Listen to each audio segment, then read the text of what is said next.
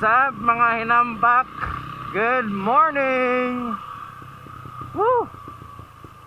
Talagang morning ngayon, no? Time check, it is 5:53 in the morning. Kaya aga-aga, no? And na-miss ko kayong lahat.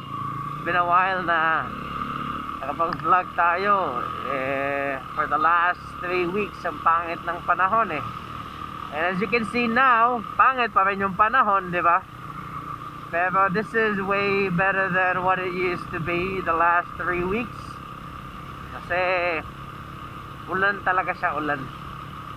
Now there's threat of rain, but chinek ko naman sa AccuWeather. There's a part today na magiging cloudy lang siya. So, sana accurate.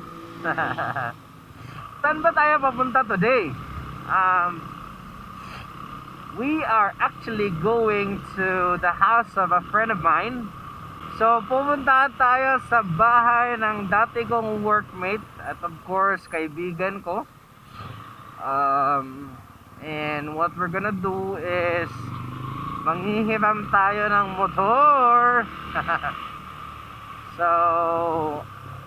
good thing naman pumayag siya when I PM'd him.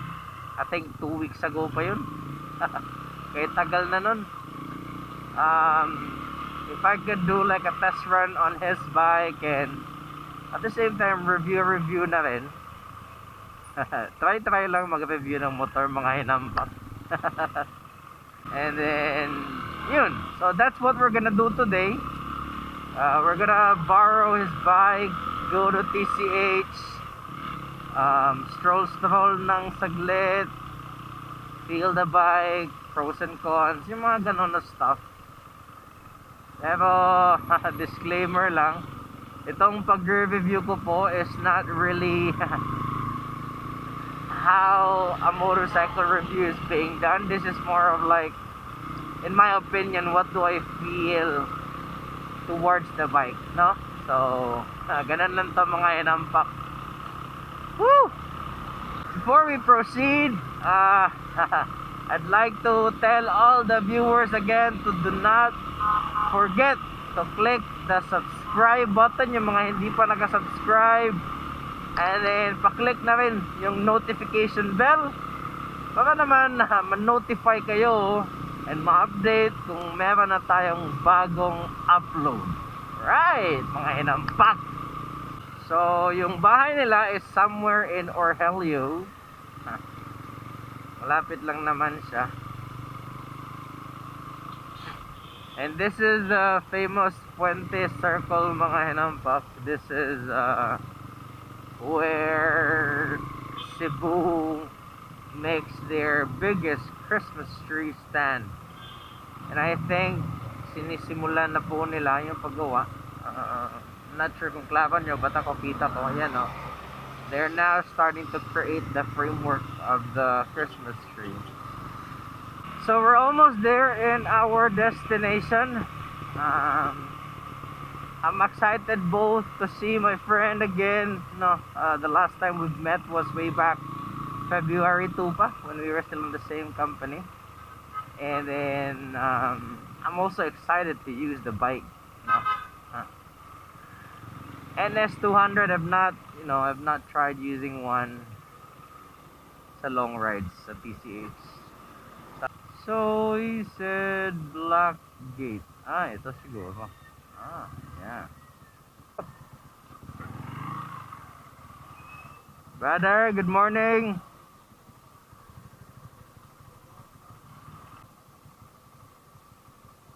Nice. Shout out guys, this is Ryan na nagpahiram ng motor today, no? So, in good faith, he has allowed me to use his bike. Sige, see you later. See you later. Alright. Dutas pamati eh.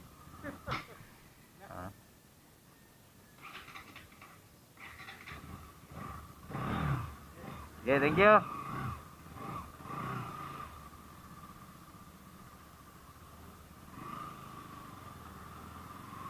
Woohoo! Sarap sa ano? Ang sarap sa feeling. Like the feeling is really really different when you're riding on a big bike. Bigla ako nabuhayan, bigla nawala yung antok ko, mga hinampak. Alright, so first of all, this is not, I mean, some people get confused as to how to read the brand itself, but some people read it as Baja, some people read it as Bajaj, and Bajaj, and many more.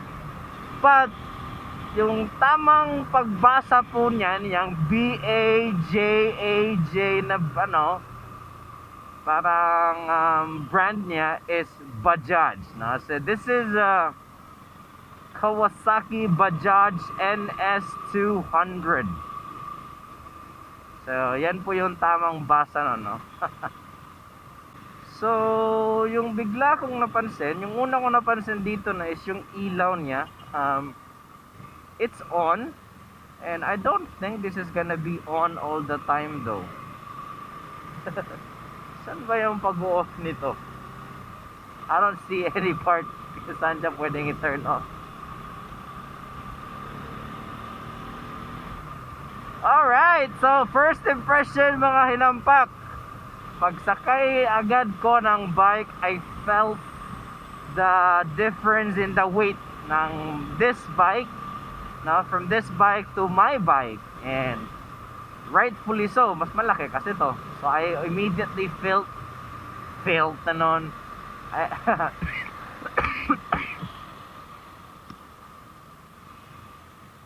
I immediately felt the change of weight, no? And of course, I feel the handlebars are heavier. Of course, that's because of the added weight also. Now, seating position, your feet, your legs are more on the sportier side kasi medyo nakaano siya sa likod. Parang naka tawag dito, naka rear set ka na setup. It feels like that, no? While on the Rouser 135 kasi parang naka upright position ka. Whew, I can feel its power, the power of a 200cc bike, no? Kagas lang natin, no, sa Petron. Shout out sa Petron and sa naggas sa akin.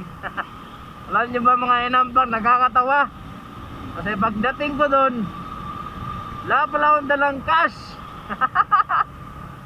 Pero buti na lang na save tayo ng Petron card natin. So magtatatlong taon na yata na hindi ko nagamit yung card na yun. At least ngayon nagamit ko siya, and indeed nagamit ko siya for emergency, di ba? So I had like saved funds. Hi! Salamat Petron card. Alright, let's start with what I feel about the bike. Well, first of all, itong NS200, this came out, and this is just estimate lang mga hinampak, because I couldn't really remember na, but from what I can recall, no, nung sumikat yung bike na to, nandun pa ako sa I was still working with Teleperformance, no? So I started working with Teleperformance 2013.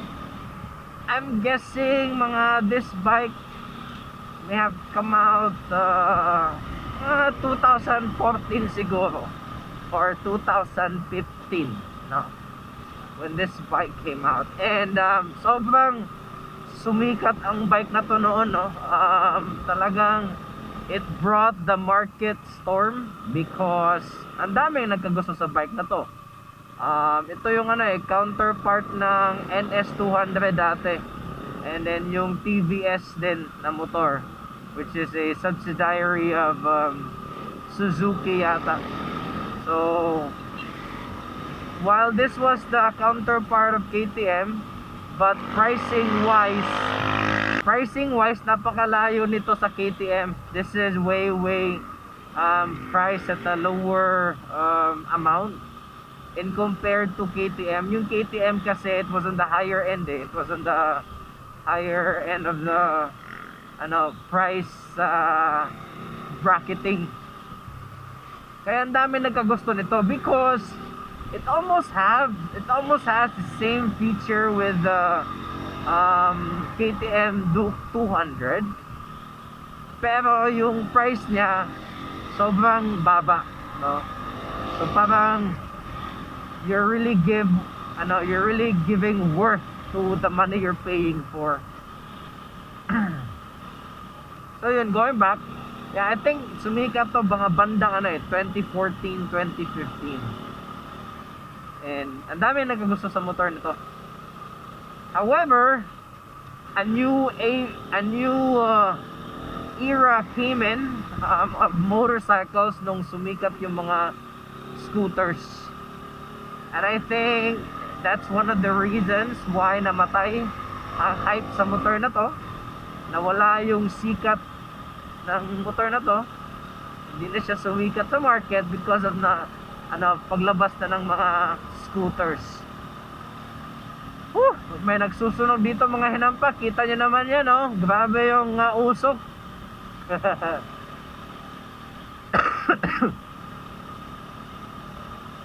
Actually, fog po yan. Lamig dito ng panahon.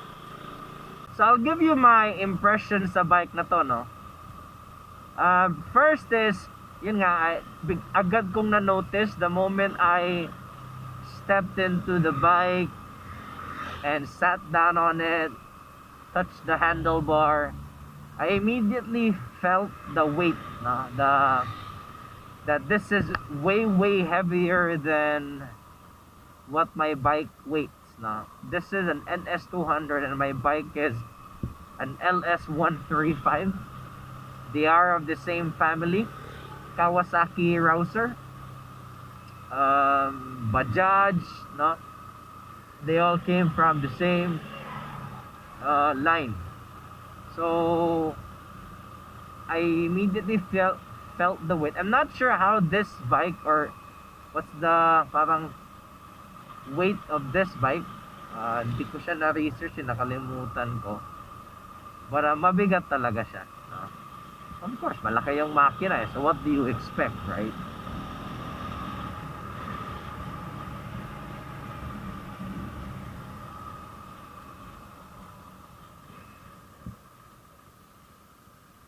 Now the next thing, no, is the power of the bike. Iba talaga yung hatak ng NS200 in comparison sa motor ko. No, I've not tried other 200cc bikes. In fact, no, mga hinampak trivia, ito yung pinakaunang 200cc na nadala ko dito sa TCH. So never pa ako nakapagdala ng ibang motor talaga dito. Actually, dalawa pa lang. I mean, tatlo pa lang. Ito yung pangatlo. The first is of course my own bike. The second is the Honda Beat na ni-review din natin, dinala din natin sa TCH. And then the third one is ito, no? So if I compare it, like just a comparison of this bike to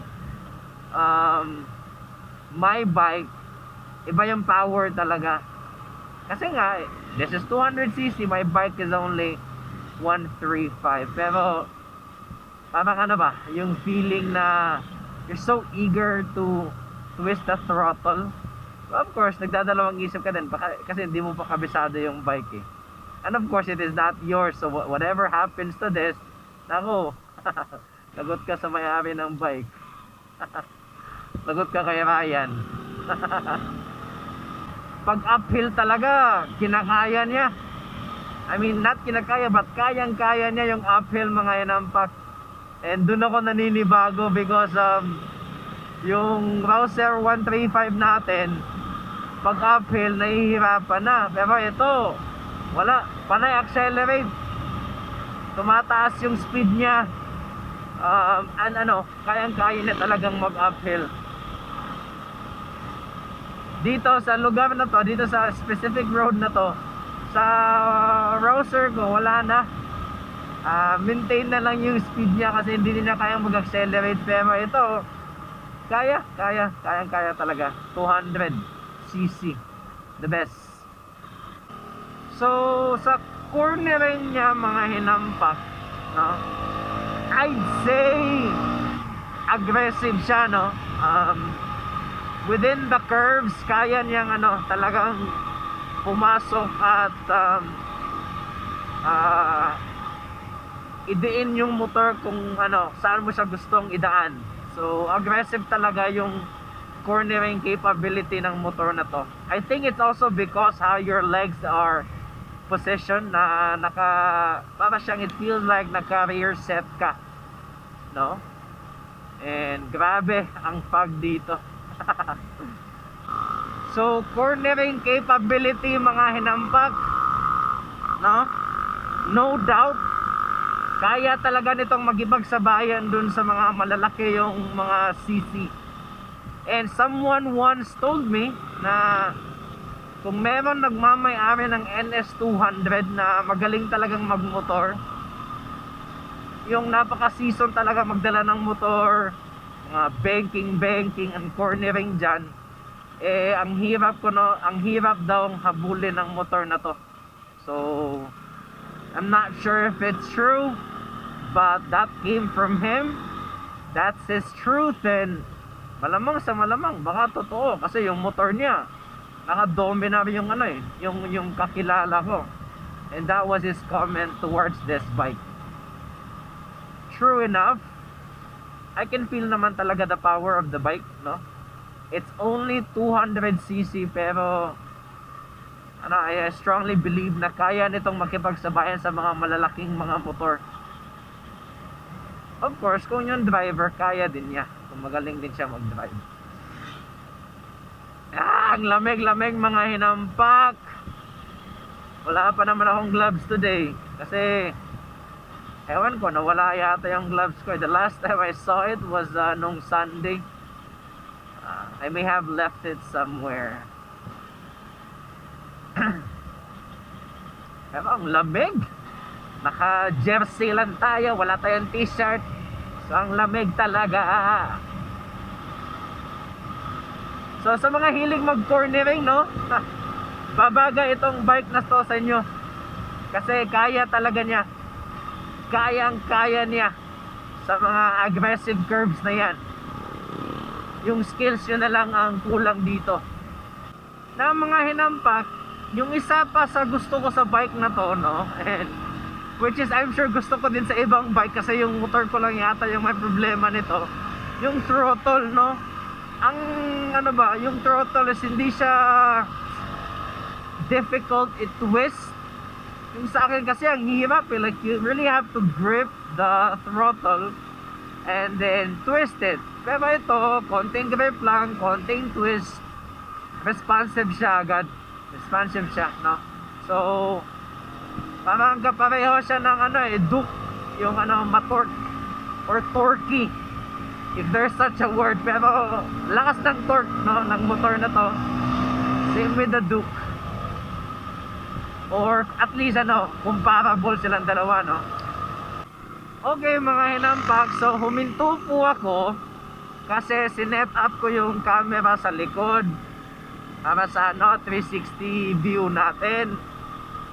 Tapos may bigla akong narinig na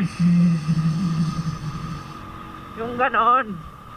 I thought nasa sa mga, sa mga bahay lang yon or sa paligid. Tapos na-realize ko, yun yata yung fan ng makina niya. No, so naano ako, nanibago. Naging ano ako, tawag dito, ano bang term niyan sa Tagalog? Basta sa Bisaya, ang tawag niyan is ihas, no? Para kang basta. Yung nanibago ka ba sa bagay-bagay, kasi yung motor ko wala niyan, pero ito meron. So yung ano naman niya, yung it blows the heat towards your legs, towards your eggs. Pero hindi naman din siya ganun kainit, no? Manageable din naman. It could be because of the weather that, you know, the weather now, or baka din kasi dahil nakapantalon tayo. Advisable naman talaga magpantalon, di ba? Pag magmo-motor ka, lalo na pag mag-ride, di ba? But yun lang. Natawan lang ako sa sarili ko, kasi I was really thinking ba na baka sa mga paligid lang yan, and then I realized, ay, ito siguro yung fan, no, ng motor pag umiinit na yung makina. Tapos it activates itself automatically. O, di ba? Meron din ang NS200 niyan, mga hinampak. Capable din siyang magganyan. So that's another observation I have for this bike.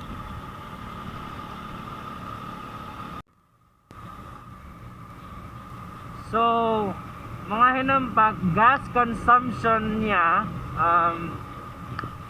the moment I took the bike from the owner, na meron siyang 1 bar, and then pinagasan natin ng at least 200, tapos umabot siya ng 4 bars. Now pabalik na tayo, and what's left is 2 bars. So usually sa Rouser 135 ko, yung 200 balikan na yan, tapos may sobra pa niya na magagamit ko dun sa syudad. Ito 200 ko, parang eksakto lang, akyat baba sa TCH, and then ano, enough na siya, 200. So yung pinagas natin is petrol, no? Mahal ng petrol ngayon eh, 60 plus per 60 plus pesos per liter. But of course, you get good quality naman sa gasoline, no? Oh, petrol, sana naman. So yun yung gas consumption. I cannot quote really as to what's the like liter per kilometer conversion, or kilometer per liter conversion rather. I will probably put it na lang sa video as a like as an additional info as to what I can find out from the internet. Pero yun yung tinakbo ng 200 ko, akit baba lang ng TCH, and then eksakto na siya, babalik na siya 1 bar, no? So yun yung na-notice ko sa gas consumption niya, mga hinampak. Alright, mga hinampak, so time for us to have a closer look on the Bajaj NS200. So as you can see, you know, NS200 powered by Rouser, diba? Rouser lang malakas, and sticker of Kawasaki. So let's start with the looks first. Headlight wise, kita nyo naman yan, that's very aggressive, no? It's a very aggressive looking headlight, sporty, no, masculine. So that alone, ano na ma-attract ka na. Tangke niya, malaki din. I'm not sure what's the capacity of the tank, but malaki yung tangke niya. No, good na good for long rides. Seat wise, for the rider, okay naman siya. Medyo generous, but I'm sure you know, the longer your ride will be, mas masakit na to sa puwet. For the pillion, generous din konti. And then I noticed na for the pillion meron siya nito. I'm not sure what they call this, but camel something. Para hindi daw sumadsad yung pillion diretso sa rider, no? Parang ito yung stopper, no? Sakit siguro niyan sa itlog, no? Taillight naman niya, the traditional Kawasaki taillight na this is what you see, two lines. This is the traditional rouser taillight that you get to see, like two lines, no? Isa sa left and isa sa right. Signal lights niya, of course it serves its purpose. So let's turn on the bike and see what we can check what we can see on the gauge panel, no? Yeah, so you got your digital speedometer here, and then you got your manual or analog na RPM. And then may logo ka ng Kawasaki dito, indicator if you're on neutral, your battery, and then your fuel. So it has 2 bars at the moment, and you also have your RPM limit. So this is gonna light up the moment that the bike tells you to change gears, because you sagad mo na yung RPM sa gear na yan. One thing pala na na-notice ko, no, may oras din siya dito.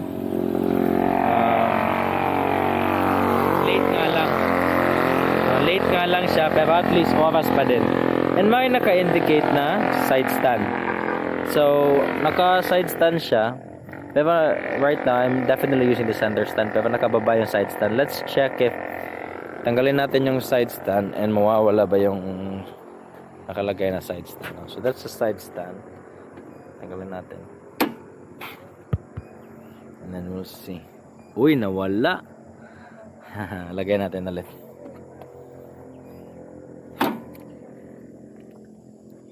At yun, bumalik. Parang magic. So, ang ganda, ang ganda. There's a safety feature pala dyan, mga inampag. So, I turn it on.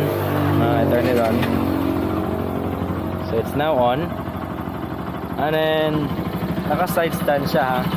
So nakababa yung side stand niya.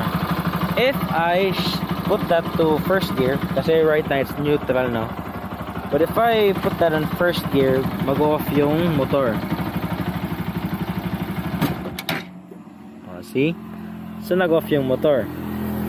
And then pag naka first gear yan or naka any gear yan, as long as hindi neutral, di talaga siya mag-on, no? So it's a safety feature of this bike. So good job on that, Kawasaki. So pagkakaalam ko, the newer versions ng mga motor, ano na siya, like di na siya nag-on talaga pag nakababa yung side stand. That's what I noticed sa mga scooters ngayon. So this is how the headlight looks like, you know, pag nakailaw siya. And then yung signal lights naman niya. So this is the left signal light. Then you'll also have your right signal light. So signal lights are not LED, but of course they serve its purpose pa rin naman.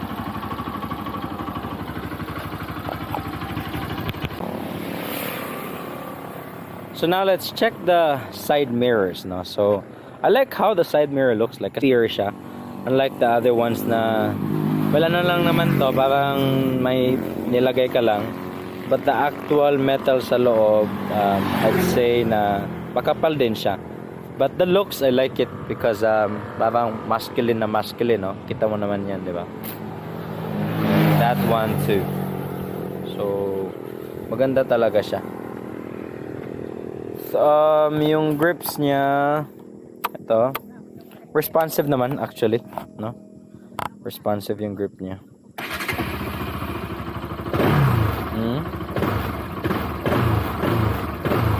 So responsive talaga siya. Sa kabila din, maganda yung quality. Levers niya, maganda yung feeling sa kamay ko. Sa kamay ko lang. I'm not sure kung sa kamay nyo maganda din ba yung feeling. But my feedback no sa ano dito sa tawag dito. Clutch lever, hindi siya matigas, no. So I like it. Kasi dun sa motor ko parang I have to really hold the grip talaga of the lever for me to change gears. But this one far better than my motorcycle. So let's see how the tail light looks like pag naka-on siya, mga hinampak.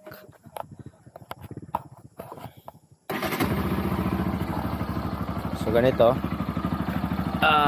This is how the tail light looks like, no? And then let's check brakes perhaps.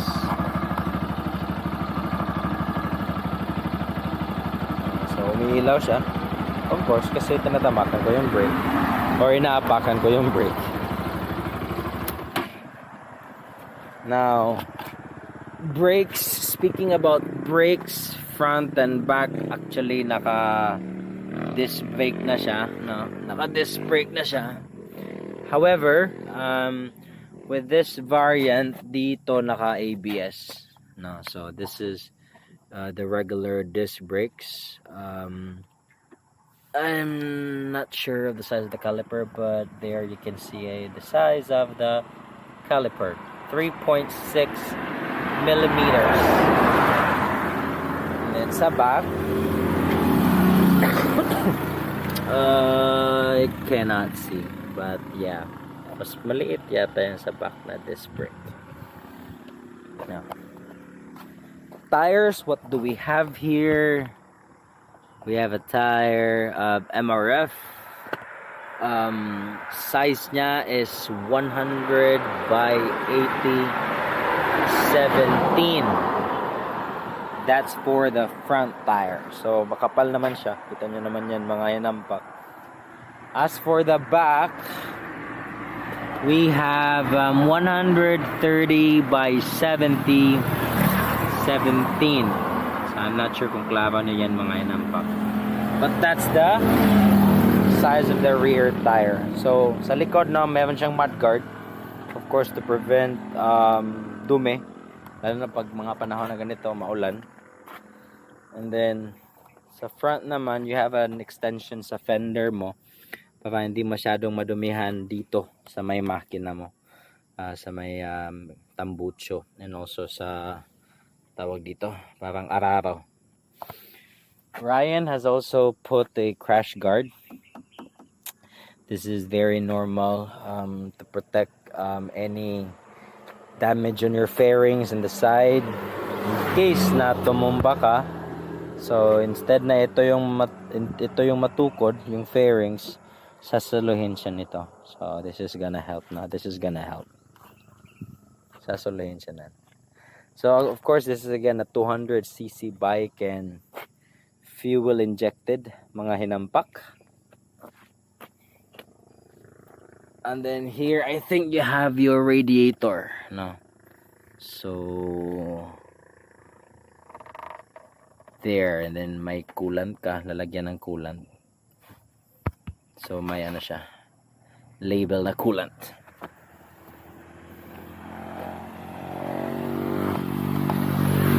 Sound check mga hinampak sa kanyang exhaust or tambucho. It sounds like the RC200 ng Duke or the Duke 200, yung naked bike nila. So ito yung tambucho. Ayan. I'm not sure how that's called, but short pipe, no, short pipe. That's how I call it. Sound check.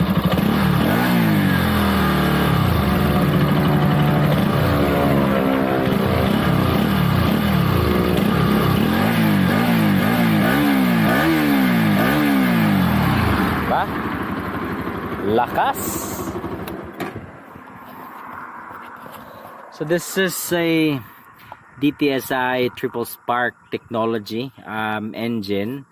Ito po yung trademark ng mga rouser, no? That DTSI triple spark, especially for the NS200. And it says here, assembled by Kawasaki Motor Philippines Corporation. So yun nga, nakipag-tie up yung tawag dito, nakipag-tie up yung Kawasaki sa Bajaj. And this bike is definitely, you know, a good looking bike, and a bike, no, that can raise your adrenaline when it comes to curves or cornering. Pwedeng-pwede ang bike na to. I'm not sure what's the updated price of this motorcycle, but I reckon it could be less than 100,000. Check na lang yan siguro sa market mga inampak. I'm not updated na anymore on that, but this is gonna be a very good value for your money. Kita nyo naman yung looks na yan, no? Sino bang hindi mapapatingin dyan, diba? Diba? Front view. Ganda talaga. Pagka-aggressive looking bike.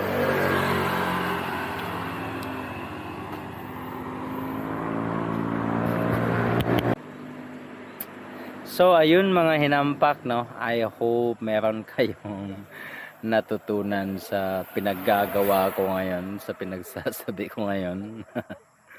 But yeah, indeed I enjoy the experience using the bike today, bringing it here to this very beautiful place of TCH, with the corners and the curves and the nature and everything, no?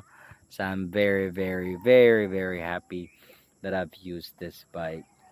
Overall, if I'd rate this from a scale of 1 to 5, I'd probably put this into the high 3, no? High 3, papunta na siya sa 4. Because of course, there's always room for improvement. I'd always want the lights to be LED, no, or LED.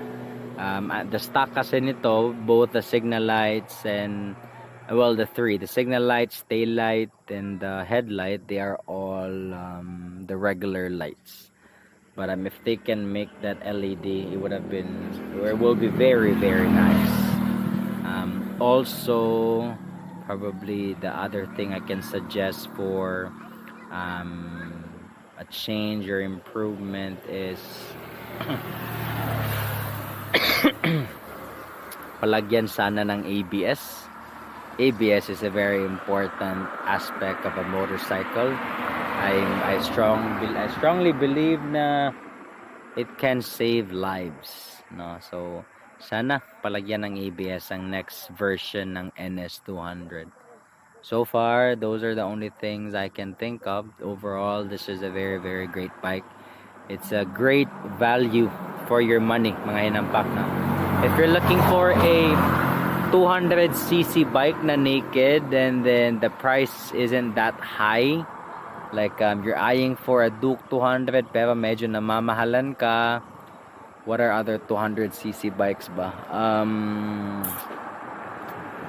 I'm not sure sa Benelli kung meron ba. Sa Yamaha may 150 lang, and the next segment nila is 300 yata, but in the middle you have the 200cc bike, and if you look for one, the NS200 is going to be a very great value for your money. So I suggest considering this as an option if you plan to buy a bike, and then see for yourself, no? The looks of it, pasok na pasok eh. Very aggressive. I like the looks of it. Talagang sporty siya and masculine. So you can't go wrong in this bike, mga hinampak. That's all for me today. If you have any recommendations or comments, no, sa mga pinagsasabi ko today na hindi naman totoo, feel free to put that on the section below, no? And also for the viewers that we have na hindi pa nakasubscribe, please click the subscribe button mga hinampak. Malaking tulong po yan sa akin. And also the notification bell para ma-notify kayo sa mga future videos natin, no? Sa mga nakasubscribe, thank you for all your support. I wish you all the best, no? And I will always pray for you na healthy ka lagi. So yan ang mga hinampak. Again, thank you so much. Please click the like, share, and subscribe button sa mga hindi pa nakasubscribe, and the notification bell para ma-update kayo sa mga future videos natin. That's it for today mga hinampak. Babush!